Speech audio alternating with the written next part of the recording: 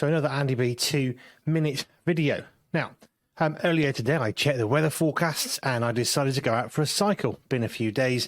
A few things have kind of got in the way of the times when I could normally go for a cycle. So I went for a cycle this morning. It was okay. It was nice and warm, actually, surprisingly. A little bit windy, not overly gusty. It was all good. Cycle to the sea, which is lovely. Had a little bit of time with God, looking out to the sea. I could see some stuff in the distance. It was like this wall of water coming towards me. Knowing it was the rain, I got on my bike and tried to cycle home as quick as I could. Unfortunately, the rain was quicker than I was, partially because there was an awfully strong headwind. And that stopped me from getting home as quick as I wanted to. And then the rain began, and the wind increased. So I'm cycling along, and I'm getting a little bit moist now, thinking, oh, this isn't quite so much fun. And then the rain starts to pick up. And I spot some trees and think, oh, I could shelter there. It's quite a sideways rain, actually. No, I'll keep going. I'm only 5 minutes from home. I'll keep going.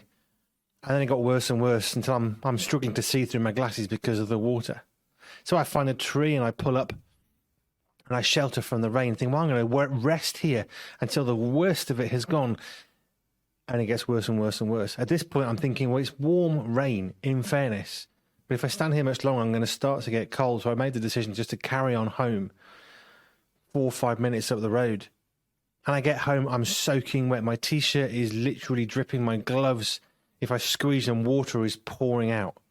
I got very, very wet, wetter than I've got for a very long time. The tree sheltered me a little bit.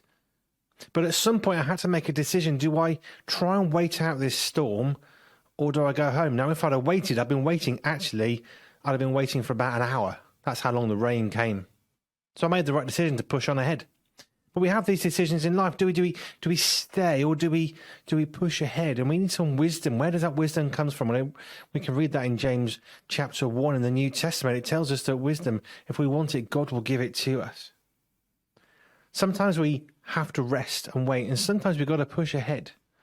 Don't be afraid to have some boldness and just go for it and try. Sometimes inaction is tiring. I was getting wet and cold waiting. Pushing ahead was the right thing. Do it boldly and do it confidently, but do it righteously and in prayer. Just a thought.